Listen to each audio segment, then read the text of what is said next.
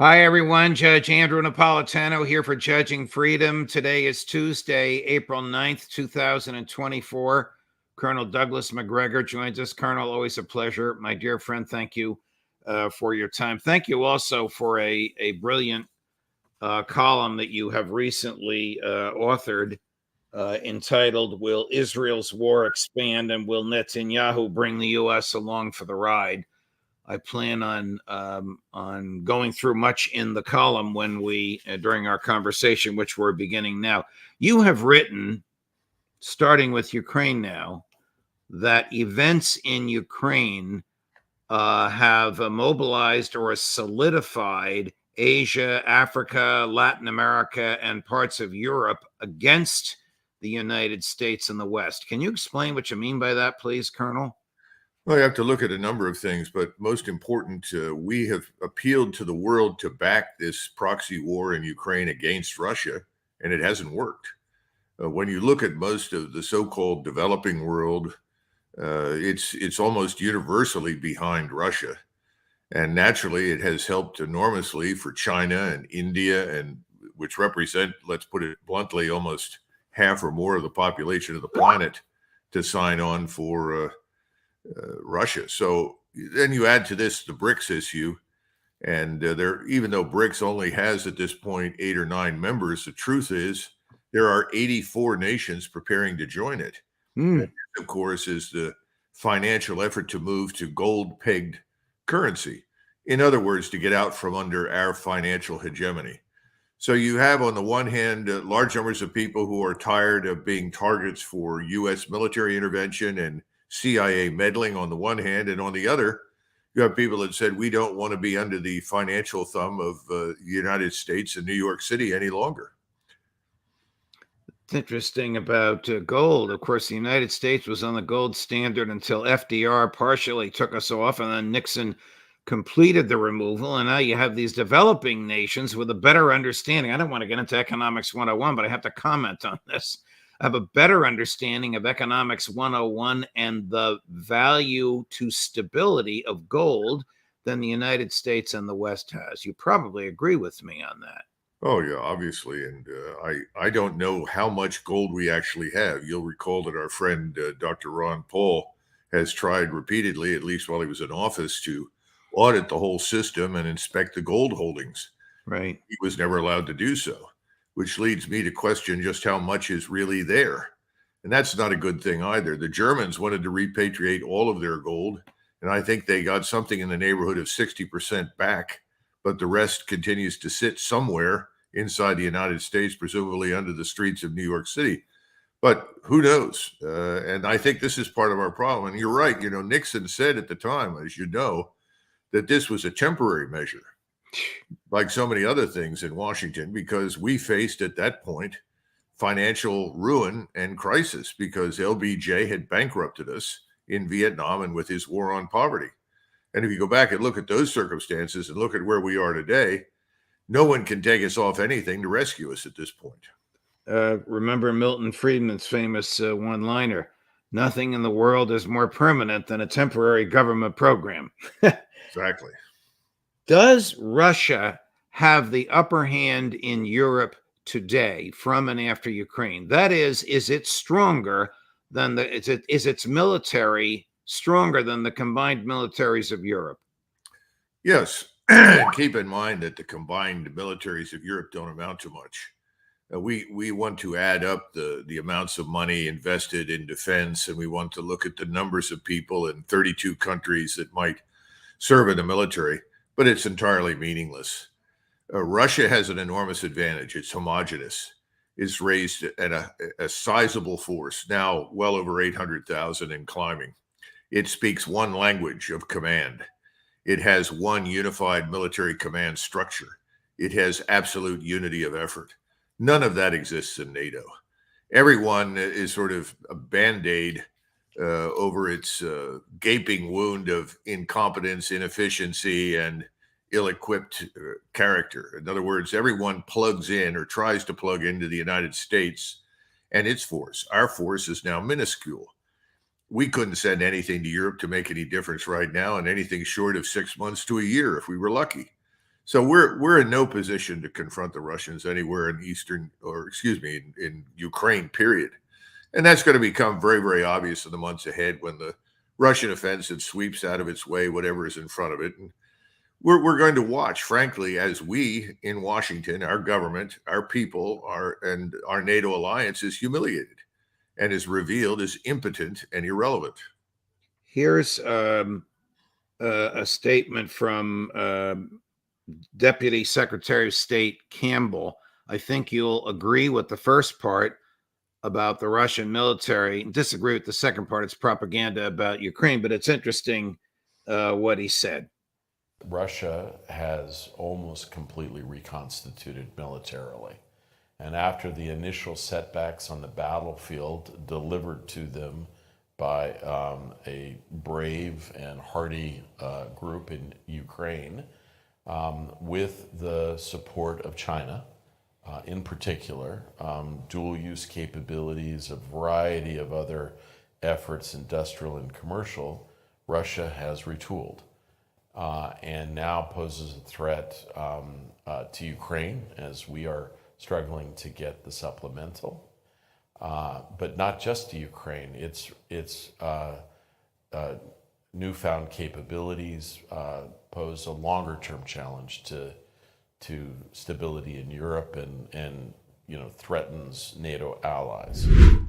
I just want to address the first part because you've been saying that for a while. You just said it a few minutes ago.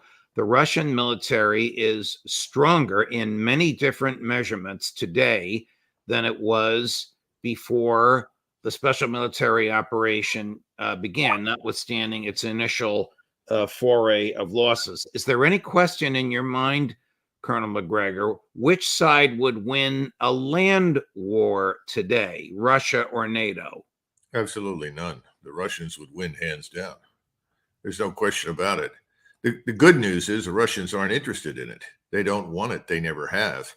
And what we interpreted as losses were not really significant at all at the beginning of the operation. It's simply that President Putin and the assumptions that he ordained for the military were inaccurate. He thought that he was going to go in with a small force, signal the seriousness with which Moscow takes our activities in Ukraine at the time, and that we would then say, oh, we need to stop this. This is a destructive war. Let's negotiate. And of course, he discovered quite the opposite. We were not only going to not negotiate, we were going to do everything in our power to destroy his country. We are now on the road to humiliation. That's the bottom line. We can't stop anything. And the $60 billion that Kurt Campbell mentioned is like taking a garden hose to a 5-alarm fire. Who are we kidding? It's a drop in the bucket. How much of it will ever get to Ukraine? Very little. How much of it will disappear into the corruption? Most of it. What doesn't go to Ukraine, which is more than half of it, will just circulate in Washington, make donors and constituents happy, and enrich the usual suspects in the defense industry and inside the Beltway. So it's just absurd. And he's an intelligent man. Kurt Campbell knows better. He's repeating a mantra because he has to as part of the regime. He's repeating the mantra that the White House wants as they try to get Speaker Johnson to cave on his heretofore resistance to even allowing the vote on the $61 billion. But apparently he's concocting all kinds of compromises having nothing to do with serious issues like the border in order to craft together an alliance to get enough votes to pass the $61 billion and to keep his job as speaker. I don't know if you want to get into the politics, but I wish they would listen to 15 minutes on the inadvisability of this $61 billion and how it'll make things worse. Sure. And look, I'm not confident that that's not understood by Mike Johnson. What we have to understand is his paymasters are the same as the paymasters controlling everything else. You've got to look at who is putting money into his reelection fund, his political action committee that keeps him in office. Excuse me.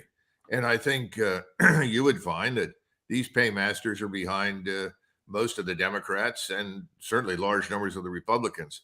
This has nothing to do with what makes sense, what is rational, what is right, or what is wrong. This has everything to do with paying tribute to the people that keep you in office, that bought your office for you and are going to keep you there. That's all. Is the war, transitioning, Colonel, is the war in Gaza about Israel national security and about eliminating Hamas, or is it about expanding the landmass of the Israeli state? Well, first of all, if it were about Israeli national security, I imagine the Israelis would have gone about it rather differently. There are different kinds of things that could be done other than massive bombardment, because you have special ops forces, you have very competent special ops troops in the Israeli Defense Force. They could have gone in there and done a lot of damage without bombing the place into submission. And as we all know, when you do that to an urban area, you make it easier to defend. And that's why Hamas continues to operate and is absolutely not destroyed or conquered. Now, this no longer has anything to do with Israeli national security, because Hamas on its best day could never possibly challenge the Israeli state and put its existence at threat. This is an old plan taken off the shelf, dusted off, and put into action. This is something the Israelis have wanted to do for a long time, which is eradicate what's left of the Arab population from Israel. I've had more than one tell me privately, we should have done this 30 or 40 years ago. Well, okay, but they recognized that opportunity was past. It was no longer possible. Well, it's turned out to be possible because 30 or 40 years ago, the Israel lobby and its agents inside the United States did not control the U.S. government. Today, they control the United States government. They control the media. They control finance, not just us, but also London and much of Western Europe. And as a result, they can impose discipline. And that's what you're seeing in operation. We are not going to walk away from Israel. We're going to back them to the hilt. So, yes, we're backing the expansion of the Israeli state. No question about it. Here's somebody that you and I probably don't agree with on much, but he certainly agrees with what you just said, former director of the CIA and former Secretary of Defense Leon Panetta, who says Netanyahu must know that he can't defeat Hamas. Netanyahu keeps saying we're going to destroy Hamas. Look, you're not going to destroy Hamas. Hamas is going to be around. What you can destroy is the leadership that was involved by Hamas in the attack on October 7th. And I don't think he's made that clear, that ultimately this is about killing the leadership of Hamas, not just wiping out Hamas. If we had a better sense of mission here, I think we'd have a better sense of how this war could come to an end. Does the second part of his statement resonate with you, or is killing the leadership only going to replace it with younger, even more passionately committed leadership? Yeah, it's a dumb idea. The notion that you're going to decapitate your opponent and then suddenly everything will improve is utter and complete nonsense. What happens when you remove a CEO of a corporation? You get another one. So this whole decapitation strategy, which is very popular inside the Beltway with politicians because they think it's some sort of neat, clean thing to do. I mean, this is the trap that President Trump fell into with Soleimani. Did Soleimani's death improve the strategic position of U.S. interests or Israeli interests in the region? Of course not. This is absurd. These people are replaced, and as you point out, sometimes they're much better. The real point is this. If you're an Israeli and you look at Gaza, you conclude that there's only one way to eliminate Hamas from threatening Israel. I'm not signing on for this, but I'm trying to explain it. You remove the population. This is the point. If you can't remove the population, Hamas will persist.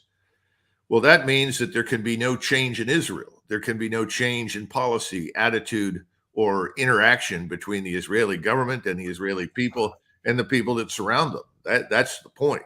In other words, it's Israel's way or the highway. The highway means the population in Gaza must be expelled or killed. Whether that comes through kinetic action or starvation or anything else is irrelevant to the Israelis. But the population itself has to go.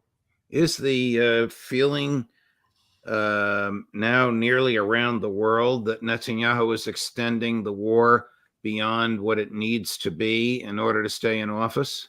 I think people concluded that at Christmas last year.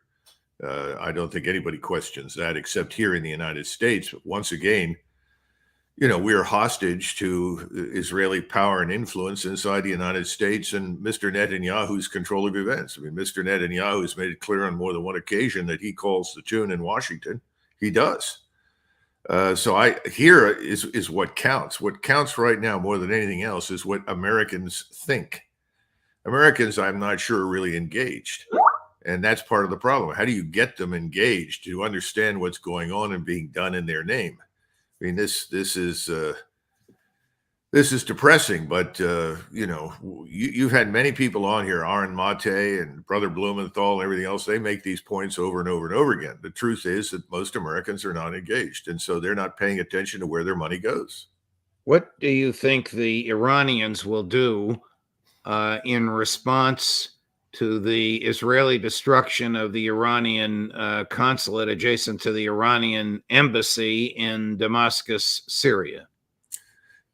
I think it's important to keep in mind that Ramadan is still on, and Iran has exploited, if you will, the opportunity during Ramadan, the holy month when the Quran was delivered to the Prophet, to think very carefully about that question. And I think we're going to see the answer very soon. Ramadan will probably end on Wednesday. It's whenever the crescent moon in the new cycle is visible. That probably will happen on Wednesday. Now, Iran wants to have a strategic impact. Iran wants to signal its strength, its power, its influence, its reach. So whatever it does has to meet that test. On the other hand, Iran has made it very clear that they do not want this war to widen to include the United States as Israel's ally. They know that that means a war with us, and that will be extremely destructive and problematic for them, but that will create also a new set of circumstances involving other states. They recently sent a message to us, and I say recently within the last 24 hours, reminding us that they had not closed the Straits of Hormuz because they had chosen not to do so. And this is a clear and unambiguous message that if you push this matter too far, we will unhinge the global economy.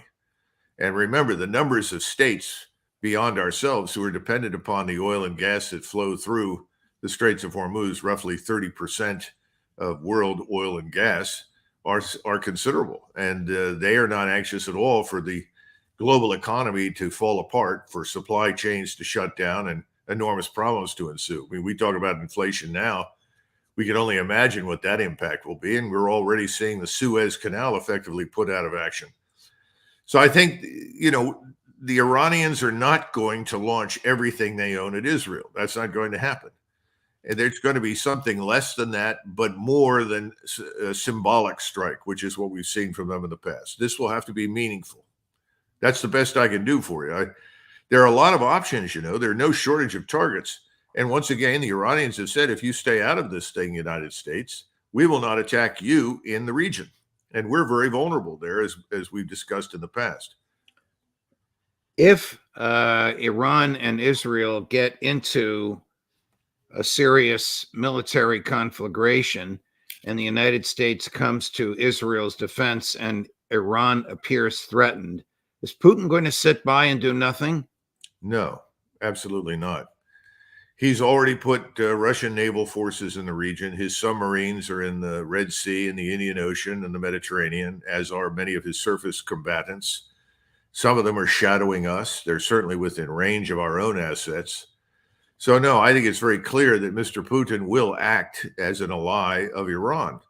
And it's very important to understand this. The Russians have recently placed more troops, not major formations, but more Russian troops on the border with Israel on the Golan Heights. And this is not an inconsequential move either. And I think that what the Russians are anticipating is that before anything else happens, the Israelis will eventually attack Hezbollah. And I think that's the true trigger, because if the Iranians do, as I say, launch strikes that are meaningful strategically, but not massive in character, in other words, not designed to inflict mass casualties and destroy everything in Israel, right, Then I think Rafah will fall. I don't know how many people will be murdered as a result of those attacks, but I'm sure substantial. And then the Israelis will turn on Hezbollah. And that's an entirely new game. And I wouldn't be surprised if the Israelis actually used some tactical nuclear weapons against Hezbollah, because the Israelis understand that any battle with Hezbollah is a battle of annihilation. Either Hezbollah annihilates them or they annihilate Hezbollah. To preclude the second part, annihilating Israel, I think they'll use tactical nuclear weapons, and they can do that. Is the pressure from the street in Arab countries continuing on Arab elites and heads of state to resist Israel militarily? Oh, yes. The pressure is absolutely enormous everywhere. Obviously, it's more acute in a place like Egypt. Egypt is very fragile to begin with. You've got you've got almost 100 million Egyptians living on an infrastructure designed for 30 or 40 million. Egypt is extremely fragile. I'd be very surprised if the events that we're describing right now occur, that General Sisi will survive, unless, of course, he does the thing that he doesn't want to do, which is that he directly involves the Egyptian military in a fight with the Israelis. You could also see something similar to that happen to King Abdullah in Jordan, which I think would be a real tragedy. Abdullah has been a force for stability and common sense and wisdom in the region for years, but he may not have much of a choice under the circumstances. What's different, of course, is the weapons at the disposal of the Iranians and certainly of Hezbollah are quantitatively greater and more lethal than anything seen in the region before, which leads us back to an Israeli response. And the Israelis will be inclined to use tactical nuclear weapons, and especially against a concentration of force and power like Hezbollah. What is a tactical nuclear weapon? We're not talking about Hiroshima and Nagasaki. Less than 5 kilotons.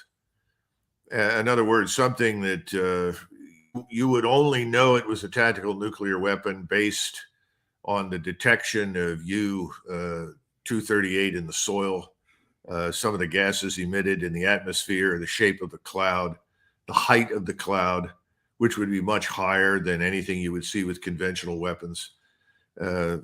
We would know it. Now, what would we do about it or say about it? Given the control exerted here in Washington, I'm sure we wouldn't say anything or do anything. And I'm sure we would deny that it was used at all. But that's Pandora's box. Once that's open, all bets are off.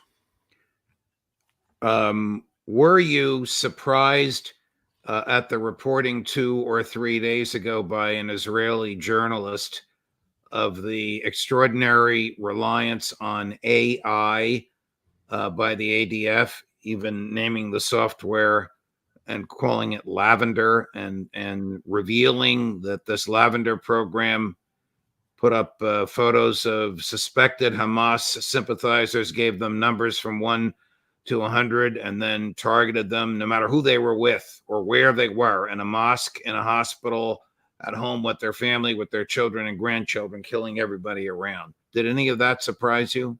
No, not at all. Remember, from the Israeli vantage point, if you are standing near or around someone they consider to be the enemy, such as Hamas, you are effectively a co-belligerent. You're also a combatant. You deserve to die. That's very important. Remember that the majority of Israelis, as has been pointed out by several people, I think Gideon, the journalist who's worked in the past for the Jerusalem Post, has said this, but he's not the only one. The majority of Israelis really think the Arabs that live in Gaza should be exterminated. Are we now in an arms race for AI?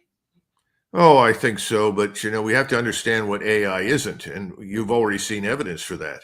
AI is not the equivalent of human intelligence and decision-making. It can dramatically accelerate things. It can allow you to do much, much more with less. But it's not the equivalent of a human decision maker. So AI, if you do what the Israelis have done, will obviously go to whatever extreme based on the parameters that you applied to it. It's better software. It's better algorithms. but it's not human. It's not a human decision maker. Here's a clip from our friend and colleague, Professor Jeffrey Saxs, who I think agrees with you, recounting an interesting presentation he attended recently in Europe with European generals, not American generals, and their love of AI. If I may, before we turn to the last topic, just let me give you one little snippet more about AI and the military, and that was just a typical event. I was at a security conference in Bratislava, Slovakia, recently, and this question of AI and militarization came up, and it was a discussion on stage of some NATO generals.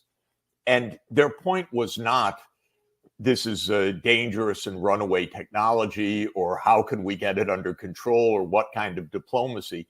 The entire talk was, we'll beat the Chinese in this. We'll beat the Chinese in this. We can stay ahead. This is how generals think. Maybe it's right for generals to think that way, but it's not right for governments and diplomats and the public to think this way. And the generals must not be in charge. But their view was, well, we're just in another arms race. So we're going to maximize, accelerate in every way the deployment of these extraordinarily dangerous tools.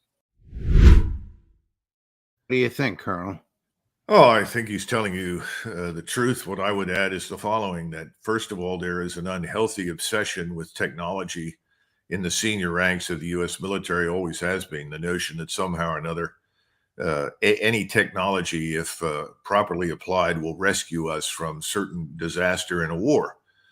The second part is that generals tend to understand only the things that they can count.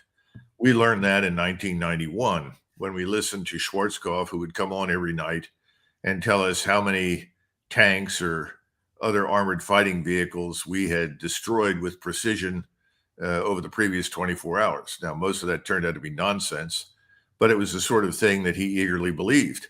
And there was this underlying assumption that if you could destroy enough equipment, that everyone would give up and go home. Well, that never happened. It didn't happen until we attacked on the ground. I think this is a permanent malady, and Jeffrey Saxs is right. You have to have someone with common sense. Here's another example. Shortly after Dr. Brzezinski became the National Security Advisor under President Carter, he took a trip out to Offutt Air Force Base. That's where we have today Strike Command. At the time, it was, still Strategic Air Command. And they would give you a canned briefing, which I heard many, many years later, virtually unchanged, that would tell you that within 31 hours and 62 minutes and 14 seconds, the United States Air Force could deliver every nuclear warhead in the inventory with missiles and aircraft to all of these targets that were shown on the screen in what was then the Soviet Union.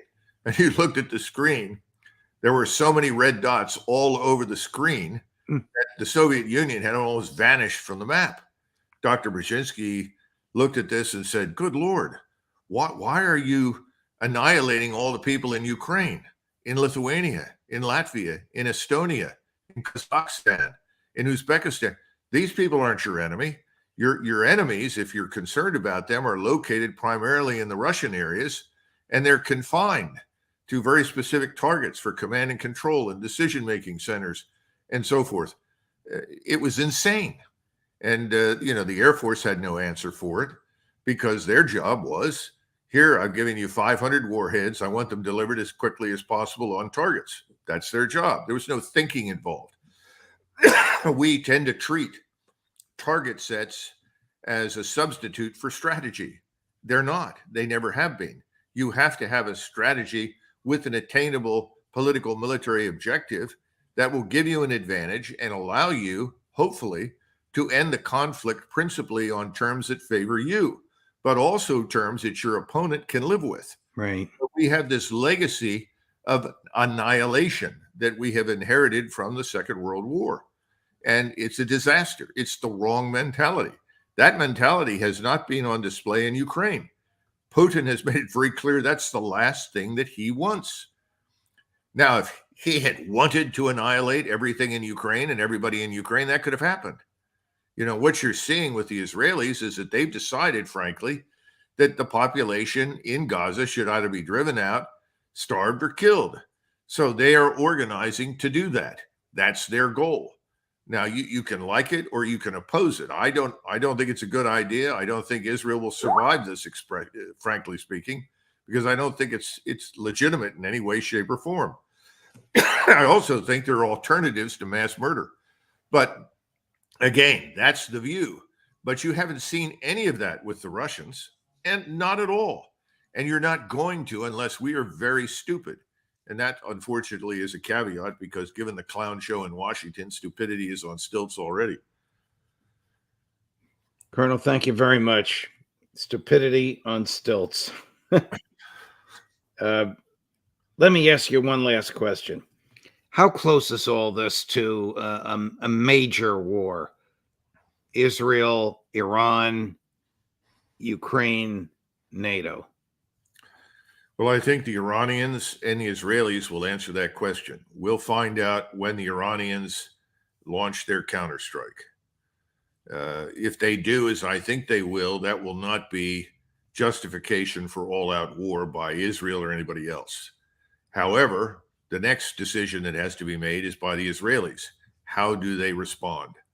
And if they respond with overwhelming force against Iranian targets, then I think you get your regional war. And what people don't understand is that the Turks aren't going to sit it out. They'll be obliged to intervene. The Russians obviously will stand by the Iranians and ultimately back Erdogan as well if he becomes involved in this. Erdogan is not going to let Egypt sink. He has interests in Egypt. I suspect the same will be true in Jordan. I think you're going to see this entire Muslim world coalesce into a loose confederation of states that all agree that Israel has to be opposed. I hope it doesn't reach the point where they all decide that Israel has to be annihilated. That's my greatest fear. The state that is currently trying to annihilate what it says its enemies are in Gaza risks that same thing happening to them. That's always the danger in war.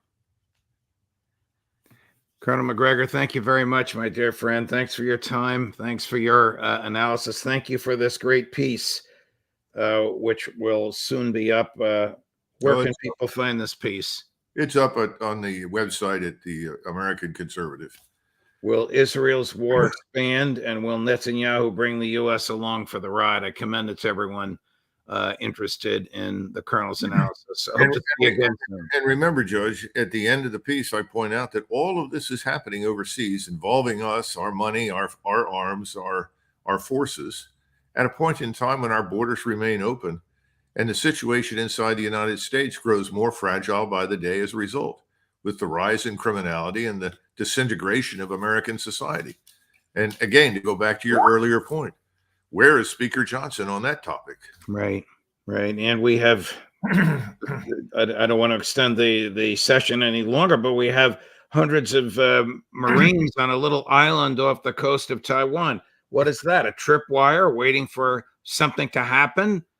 An unnecessarily provocative action in an area where we have no interest whatsoever other than cooperation and peace and stability.